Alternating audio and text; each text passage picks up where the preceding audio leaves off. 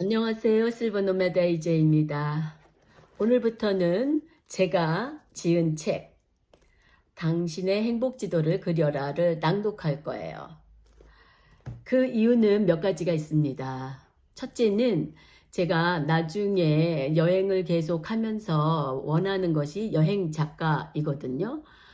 그러고 또 제 유튜브에다가 그 여행을 하는 모습과 자연스럽게 글쓰기, 책쓰기, 독서를 자연스럽게 접목시키고 싶은 거예요. 예를 들어서 뭐 좋은 경치를 보고 그런 거는 있는 그대로도 아름답고 보여줄 게 충분하지만 어떤 문화를 접한다든지 어떤 현지인들과 만나서 인생에 사는 삶을 얘기한다든지 이런 것들이 굉장히 관심이 많거든요. 그런 것들을 글로 써야 그냥 보여주는 것만으로도 너무 부족할 것 같은 거예요. 그래서 저는 마음 같아서는 무슨 뭐 나라별로도 좋겠지만 적어도 대륙별로라도 모아서 책을 내거나 이북을 내거나 하는 것이 저희가 원하는 계획이거든요. 그래서 이번 기회에 제 책을 기점으로 해서 낭독을 하기로 했어요. 또한 이 책을 엄마한테 드렸는데 엄마가 뜨문뜨문 읽고 굉장히 좋아하셔요. 그런데 올해를 못 읽으시는 거예요. 어떤 기억력 이런 거를 떠나서 엄마가 눈이 좀 읽으시면은 침침해지니까 계속 이어서를 못 읽으시더라고요. 그래서 너무 안타까운 마음에, 그러니까 이게 사실 제가 엄마한테 드린 책인데 거의 다 읽기신 했어요. 근데 뒤에 이만큼을 놔두고 지금 한 달이 지났는데 계속 못 나가는 거예요. 그게 보기가 너무 안타까웠어요. 그래서 오디오북처럼 낭독을 해서 주면 엄마가 쉽게 그냥 들을 수 있을 것 같은 생각이 들었습니다. 그게 계기가 됐어요. 또 제 구독자나 책을 좋아하시는 분들은 다른 일을 하면서 틀어놓고 들을 수 있는 기회가 될 것도 같아서 오늘부터는 제 책 당신의 행복지도를 그려라를 낭독하겠습니다. 여러분, 그리고 틀어놓고 일하세요. 설거지 하시고 빨래 개시고 그러면서 나를 돌아보는 시간. 나는 어디까지 왔는가? 나는 이대로 행복한가? 이런 것들을 좀 짚어봤으면 좋겠습니다. 여러분, 구독과 좋아요는 큰 힘이 됩니다. 알림 설정까지 해주시면 참 좋겠네요. 감사합니다. 해피니스 맵. 당신의 행복 지도를 그려라. 지은이 노애정. 지은이 저 노애정이 이 책의 낭독을 시작하겠습니다.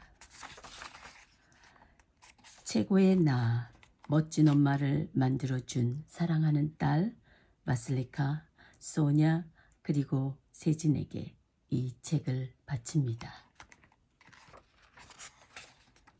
프롤로그. 얼마 전 웨이스티드라는 연극을 보았다. 환경에 관련된 이야기일 거라고 생각했는데 전혀 다른 내용이었다. 그냥 써. 종이 위에 너희 빌딩을 지어. 폭풍의 언덕을 쓴 에밀리 브론테, 제인 에이러를 쓴 샬롯 브론테, 집안 형제 자매가 책을 쓰고 작가가 되기까지의 동기와 일련의 과정을 보여준 연극이었다. 19세기의 영국 남성 우월주의 시대에 살았던 세 자매가 책을 내는 성공 이야기다. 어려운 가정 형편과 시대적 편견에 맞서 연속된 실망과 좌절을 했다. 대사와 노래로 전달되는 강력한 메시지는 나에게 강한 동기부여가 되었다. 주저하는 나에게 손을 뻗는가 하면 자신 없는 나에게 호통을 치고 혹은 속삭임으로 지금이 기회라고 말을 했다. 내 인생의 색다른 행복 지도를 그리는데 망설일 이유가 없었다. 나는 1980년대 중반 조용하고 책임감이 강한 맏딸로서의 운명과 소임을 박차고 한국을 떠났다. 간호사라는 직업은 외국으로 갈 수 있는 최고의 직업이었다. 사우디아라비아에서 적응을 못하고 1년 만에 유럽 배낭 여행으로 공항 탈출을 했다. 무모한 청춘으로 드넓은 세상이 있음을 알았다. 순종하는 삶을 살았지만 그다지 미래가 보이지 않았던 나는 성적순대로 살기 싫다며 다시 호주로 건너갔다. 내 멋대로 살고 싶었다. 시집갈 돈을 다 털어 호주 유학을 하며 간호전문대에 꾸리표를 떼었다. 남자친구인 크리스의 호주인은 내가 꼽는 모든 외모와 조건이 갖춰진 데다 일 잘하는 성실한 상남자였다. 아버지의 반대에도 홀로 용감하게 결혼했다. 가족을 끔찍하게 생각하는 남편과 꿈같은 결혼 생활은 황홀했다. 아무도 없는 외국에서 누구의 도움 없이 딸 셋을 낳고 키운 10년의 세월은 육아에 정신이 없었지만 처음으로 행복도 알았다. 그리고 마마보이를 따라 15년 동안 매주 시댁을 갔다.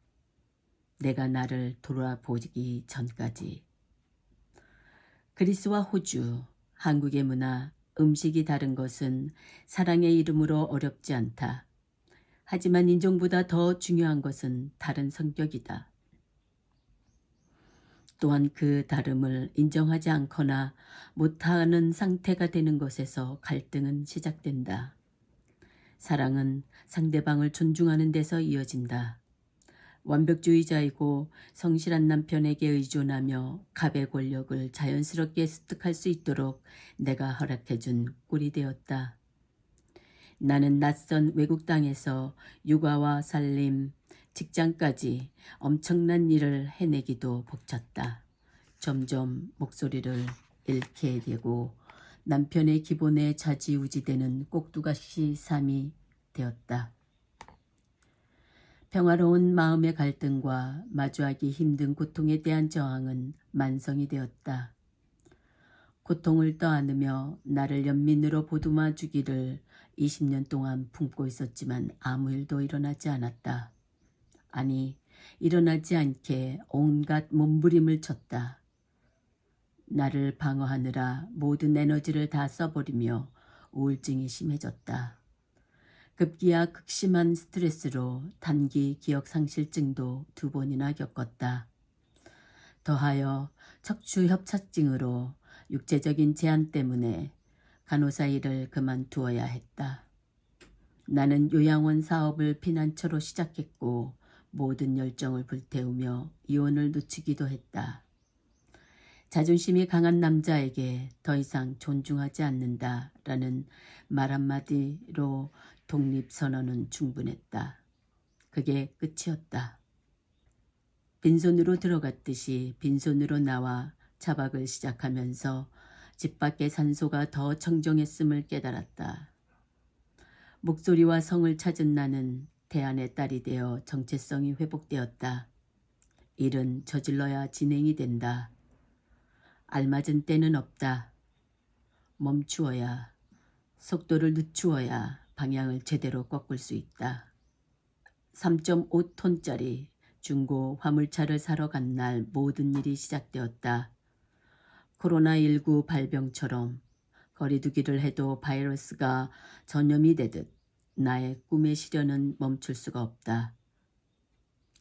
상상만 하던 캠핑카를 직접 디자인을 하고 모든 것이 구비된 캠핑카를 만들었다. 남편과 함께 하고 싶었던 꿈에 혼자서 도전했다. 호주 대장정을 1년 동안 24,000km, 세계에서 6번째로 큰 나라를 돌며 밴 라이퍼 생활을 했다. 세계 여행을 하며 여행 작가로 사는 꿈을 이루기 위한 여정이 시작된 것이다. 내가 그릴 제3막의 행복지도가 흥미로워진다.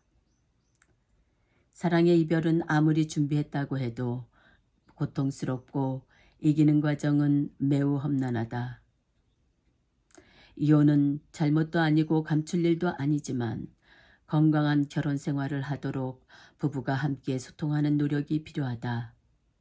자신을 사랑해야 하고 목소리를 내야 한다. 내 마음의 주인이 되어야 남편도 부인도 나를 존중한다.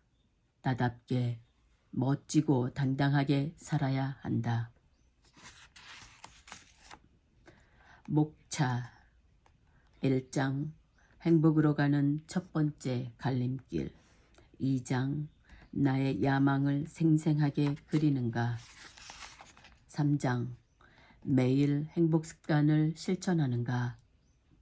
4장 행복을 위해 고통과 실패를 감당할 수 있는가. 5장 행복에도 전략이 필요하다. 6장 행복을 끌어당길 인간 자석이 되라. 이상은 프롤로그와 목차였습니다. 다음은 1장으로 만나 뵐게요.